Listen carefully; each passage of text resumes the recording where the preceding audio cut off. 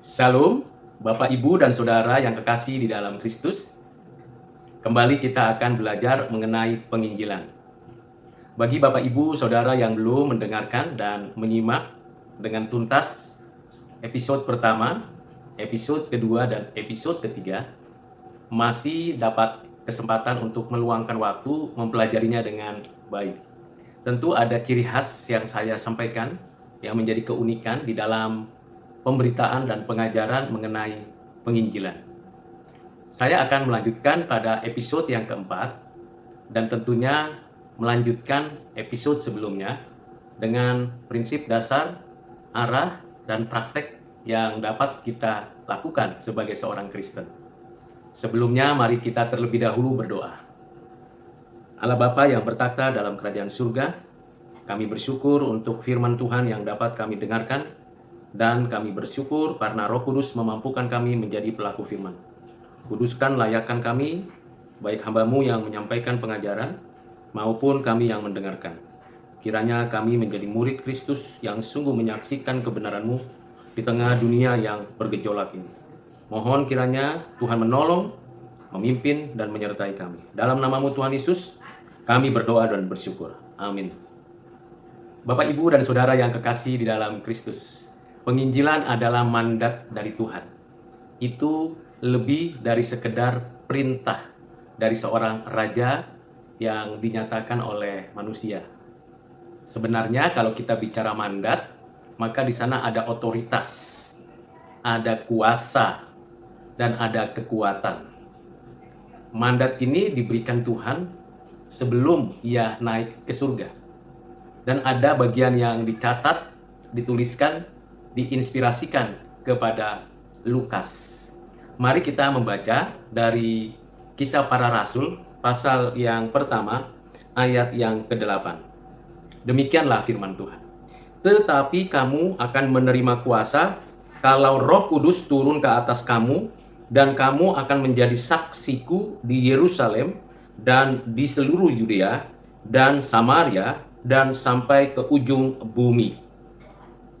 Sebelumnya Tuhan sudah memberikan suatu pemahaman yang utuh tentang bagaimana kita mengikut Dia, menaatinya, mengajarkan kepada kita mengenai kerajaan surga. Dan sebelum ia naik, Tuhan menyatakan bahwa tunggu di Yerusalem. Akan ada satu momen penting, yaitu dibaptis dengan Roh Kudus. Di dalam ayat 5 dinyatakan oleh Tuhan, kamu akan dibaptis dengan Roh Kudus. Dan momen itu adalah pada hari Pentakosta, hari yang biasa dirayakan oleh orang-orang Israel, orang-orang yang beragama Yahudi. Hari di mana ada sukacita, ada kegembiraan, ada kemenangan. Pada momen itu Tuhan menyatakan pada momen di mana ia membaptis dengan Roh Kudus. Kita tahu Yohanes Pembaptis membaptis dengan air. Namun Tuhan yang sudah bangkit, naik ke surga, duduk di sebelah kanan Allah Bapa, mengutus Roh Kudus, dan dengannya murid-murid dibaptis. Kristuslah yang membaptis dengan Roh Kudus. Bukan murid, bukan hamba Tuhan, dan bukan manusia yang belum mengalami kematian, kebangkitan, kenaikan. Dan satu-satunya yang membaptis dengan Roh Kudus hanya Tuhan Yesus Kristus. Ini hal yang penting yang perlu digarisbawahi. Jadi, kalau ada gereja, institusi, rohaniawan, atau siapapun yang mengatakan bahwa dirinya, kelembagaan gerejanya, institusi sinodenya yang memiliki hak membaptis dengan Roh Kudus, tentulah itu bertentangan dengan Alkitab, bukan ajaran dari Alkitab. Ini penting berkaitan dengan penginjilan. Mengapa? Karena pada momen Tuhan menyatakan itu kepada murid-muridnya, saat itu murid bertanya, maukah engkau pada masa ini memulihkan kerajaan Israel? Jawab Tuhan Yesus, engkau tidak perlu mengetahui masa dan waktu yang ditetapkan Bapa sendiri menurut kuasanya. Pemulihan itu dibutuhkan karena mengingat kejayaan Israel. Tapi yang lebih penting pemulihan daripada seluruh semesta alam, isi bumi, dan manusia, khususnya umatnya. Dan adalah perlu diketahui pemulihan itu waktu yang tepatnya dinyatakan Bapa. Ini berkaitan dengan kedatangannya yang kedua kali. Di antara kenaikan dan kedatangannya kedua kali inilah Tuhan memberikan perintah untuk murid-muridnya memberitakan Injilnya, kabar baiknya. Ada masa yang disebut masa zaman akhir, masa menantikan kedatangan Kristus, masa pemulihan dari Bapa, pemulihan atas segala sesuatu akan terjadi. Kapan? Bapa yang menentukan dengan kuasanya, dan momen itu Tuhan Yesus datang kedua kali. Tetapi antara masa kedatangannya yang pertama sampai kedatangannya yang kedua, berapa lama, berapa milenium, kita tidak tahu. Yang pasti pada momen saat ini dan waktu itu Tuhan memberikan perintah kepada murid-muridnya untuk menjadi saksi Kristus. Apa yang dinyatakan Tuhan? Kamu akan menerima kuasa. Menerima kuasa itu bukan hanya sekedar sebuah regulasi atau ketentuan hukum. Seorang presiden memiliki kuasa atas apa yang dinyatakannya, dapat mengeluarkan peraturan pemerintah, keputusan presiden, mengangkat dan memberhentikan menteri, bahkan memberikan hal-hal yang penting untuk rakyatnya. Itu yang terjadi Bapak Ibu Saudara. Ada kuasa yang melekat pada jabatan presiden. Demikian juga pada jabatan wakil-wakil rakyat. Demikian juga pada pejabat-pejabat. Pada tiap-tiap bagian yang memiliki kebutuhan akan kuasa. Aparat keamanan, baik nasional maupun internasional, tentara, polisi, dan semua sektor lain dalam bidang keamanan memiliki kuasa mengatur, menjaga agar aman, nyaman, tenang. Kuasa itu diperlukan tiap-tiap orang pada institusinya yang melekat. Seorang pendeta, pastor, majelis, aktivis memiliki kuasa untuk menata, mengatur, mengarahkan, membimbing dalam setiap aktivitas pelayanan gerejawi. Seorang RT, RW, lurah, camat, bupati, sampai kepada gubernur dan menteri dan presiden, seluruhnya melekat pada dirinya kuasa. Kuasa itu tidak berdiri sendiri, ada otoritas dan ada kekuatan. Kuasa itu perlu dan penting. Dan biasanya manusia berupaya dengan berbagai cara mendapatkan kuasa. Seorang raja akan merebut takhta atau mendapat warisan takhta agar ia bisa berkuasa atas wilayah dan rakyat. Dan kuasa itu dapat dimanipulasi, bahkan dapat menjadi otoritarian. Seorang pejabat dan seorang yang memiliki posisi yang diberikan kepadanya itu pasti melekat padanya kekuasaan. Hanya saja apakah kekuasaan itu benar-benar dimanfaatkan untuk tujuan mensejahterakan, memberikan keadilan, menyatakan kebaikan, memberikan damai, atau tidak.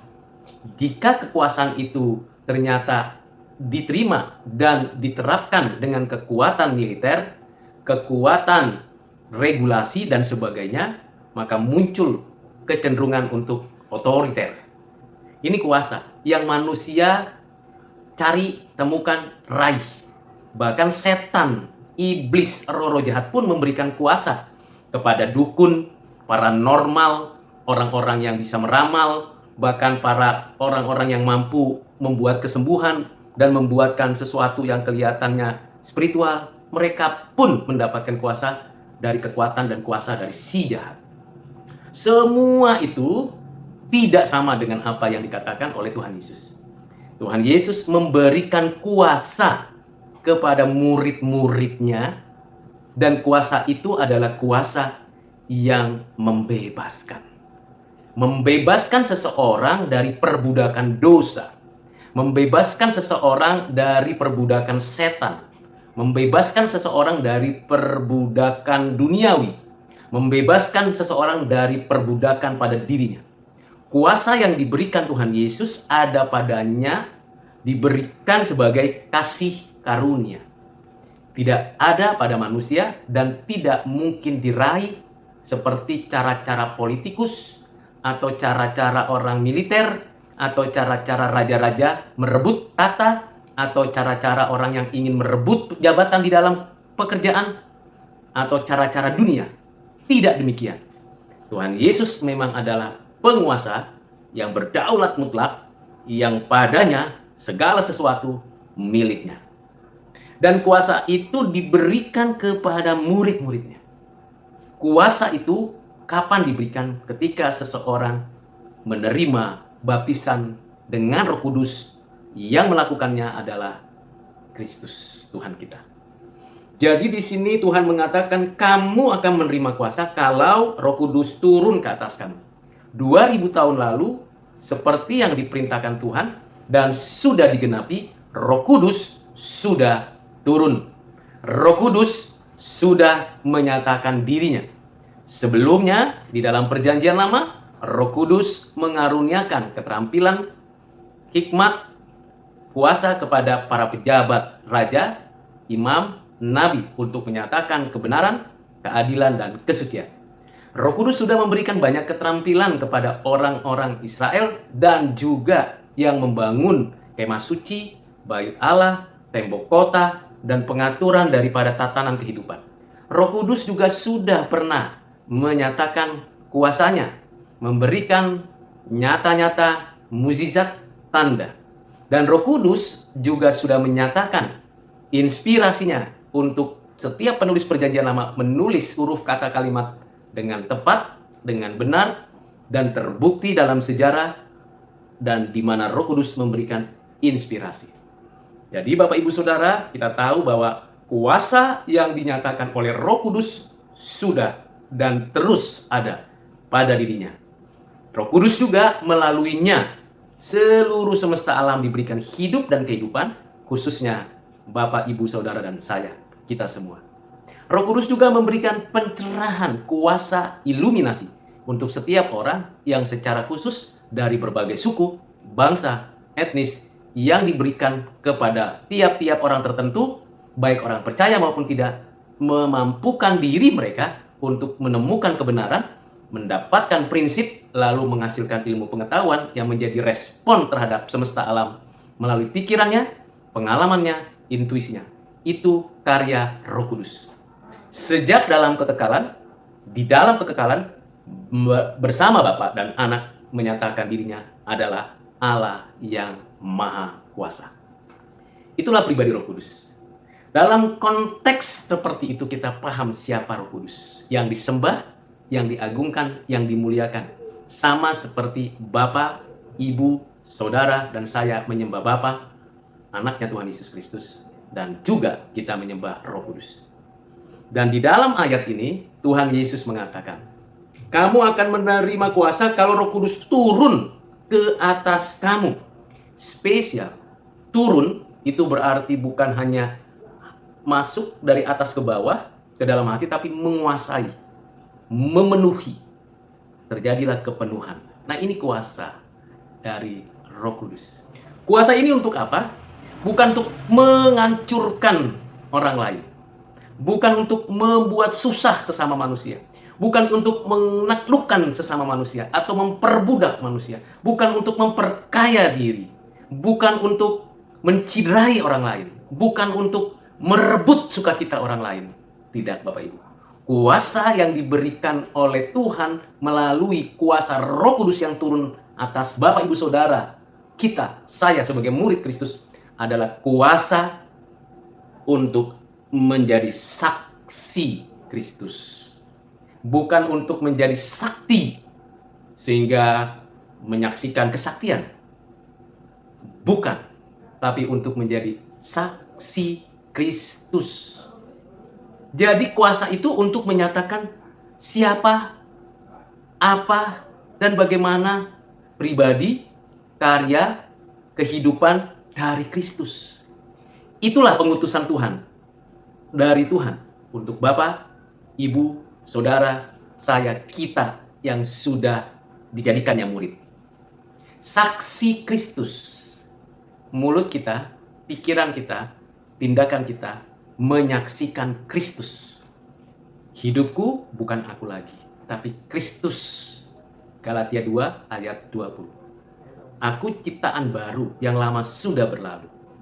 Yohanes, yang penting ku makin di belakang, ia makin ditinggikan. Aku semakin rendah, semakin tak kelihatan, tapi Kristus semakin tinggi. Yohanes Pembaptis. Bapak Ibu Saudara, inilah kuasa memberitakan Kristus yang inkarnasional, yang mau merendahkan hatinya, mengosongkan dirinya, menyatakan setara dengan manusia, padahal ia setara dengan Allah Bapa dan Roh Kudus. Ia mau memberikan yang terbaik. Apa itu? Nyawanya. Jadikanlah diri kita saksi Kristus. Dalam pemberitaan Injil yang diperlukan kuasa untuk menyatakan siapa Kristus. Yang sudah inkarnasi, yang mati di atas kayu salib, yang bangkit mengalahkan maut, yang menyatakan kemenangan atas iblis, yang menyatakan pengampunan dosa. Kuasa pengampunan dosa, kuasa mengalahkan setan, kuasa menyatakan kemenangan atas maut. Itu yang diberitakan. Bukan kesembuhanmu, bukan kekayaanmu, bukan kesuksesanmu, bukan kehebatanmu, bukan kemampuanmu, bukan aku, bukan Bapak, Ibu, Saudara yang diberitakan dalam berita Injil. Ini penting. Petrus mengatakan ketika ia masuk mau ke bait Allah, melintas di pinggiran itu ada orang-orang yang sedang meminta, termasuk orang yang lumpuh. Petrus, rasul yang pernah diberikan perintah, gembalakanlah domba-dombaku. Tuhan Yesus menyatakan kuasanya menyembuhkan, ya. Tuhan Yesus menyatakan kuasanya memberikan yang dibutuhkan manusia, iya. Tapi yang lebih penting, bukan kesembuhan, bukan kekayaan, bukan kesuksesan, bukan gagah perkasa, tapi pengampunan dosa. Tapi hidup yang kekal, tapi bebas dari hukuman maut. Ini yang diberikan Tuhan. Demikian Rasul Petrus ketika orang lumpuh itu meminta, orang buta itu meminta, dan orang-orang itu melihat bagaimana rasul-rasul itu menyatakan kuasa Tuhan. Dia mengatakan, emas, perak aku tak punya, tapi yang ada padaku kuberikan padamu. Dalam nama Yesus, orang Nazaret itu, bangkitlah dan berjalanlah. Dalam nama Yesus. Bolehkah kita menyatakan kuasa Kristus untuk menyembuhkan, menyatakan mukjizat? Boleh, tapi bukan itu yang dipromosikan. Hal yang paling penting, kesaksian tentang Kristus. Di mana berita tentang kelahirannya, kematiannya, kebangkitannya, kenaikannya, duduk di sebelah kanan Allah Bapa, dan kedatangannya. Saksi Kristus. Di zaman ini kita melihat banyak orang yang menyaksikan kesembuhannya. Puji Tuhan. Kesuksesannya. Puji Tuhan. Kemenangannya atas krisis dalam hidupnya. Puji Tuhan. Itu anugerah umum. Itu diberikan oleh Tuhan. Tetapi di zaman ini sedikit orang yang menyaksikan Kristus tanpa mujizat. Tapi Kristus yang menderita. Kristus yang mati di atas kayu salib. Kristus yang bangkit mengalahkan maut. Kristus yang naik ke surga. Kristus yang duduk di sebelah kanan Allah Bapa. Kristus yang akan datang kembali untuk memulihkan dan menyempurnakan penebusan dan menghakimi, menghukum orang jahat. Mari kita kembalikan apa yang diajarkan oleh Tuhan di dalam Alkitab. Dan mulailah dari mana? Dari mana Bapak Ibu ada dan di mana Bapak Ibu saat ini? Yerusalem, Yudea, Samaria, ujung bumi. Ini kan mewakili wilayah geografis, di mana di sana berkaitan dengan keberadaan tempat manusia berada. Siapa yang ada di Yerusalem? Siapa yang ada di Yudea? Siapa yang ada di Samaria? Siapa yang ada di ujung-ujung bumi? Semua sama-sama manusia yang membutuhkan Injil, membutuhkan penebusan, membutuhkan pengampunan, membutuhkan pembebasan. Kuasa dari Roh Kudus itu dikaruniakan kepada Bapak, Ibu, Saudara, dan saya untuk kita sama-sama menyaksikannya. Tidak perlu kita mempertanyakan Yerusalemku yang mana ya? Yudeaku yang mana ya? Samariaku yang mana ya? Ujung bumiku yang mana ya? Tidak perlu dicari lalu kita hanya memeta-metakan saja. Pergi saja. Lakukan saja. Entah di kantor, entah di dalam perjalanan, entah di rumah, entah di lingkungan kerja, entah di tempat bisnis, entah ke tempat khusus, entah di publik, entah media sosial, entah di mana saja. Saksikan Kristus. Jangan hanya tunggu pendeta, romo, majelis, aktivis untuk beritakan Injil. Kita semua sama mendapatkan kuasa. Jangan tunggu dan tunda, nanti saja kalau sekarang saya sudah baca dulu Injil. Kalau saya sudah baca numpuk buku-buku teologi. Kalau saya nanti sudah bersekutu, jangan tunggu dan tunda. Karena kuasa Tuhan itu lebih dari sekedar pengetahuan, pengalaman, dan intuisi. Bapak, Ibu, Saudara, mari kita bersama bergandengan tangan memberitakan Injil Yesus Kristus. Saksi-saksi Kristus. Jangan takut, jangan ragu, jangan mundur. Jalani, nyatakan dengan penuh sukacita, penuh keberanian, penuh dengan ucapan syukur. Kiranya episode yang keempat ini semakin membakar hati Bapak, Ibu, Saudara, saya, kita semua menjadi saksi Kristus. Nantikan episode berikutnya tentang penginjilan. Saya akan mengupas, mengembalikan lagi apa yang Tuhan mau dari Alkitab. Kiranya Tuhan memberkati Bapak, Ibu, Saudara. Mari kita berdoa. Bapak Surgawi, terima kasih untuk renungan, refleksi, pemahaman yang singkat yang hamba-Mu sampaikan. Kiranya menolong, membimbing, dan mengarahkan kepada kami untuk sungguh-sungguh menjadi saksi. Terima kasih Bapa. Inilah doa dan permohonan kami. Dalam nama-Mu Tuhan Yesus. Amin.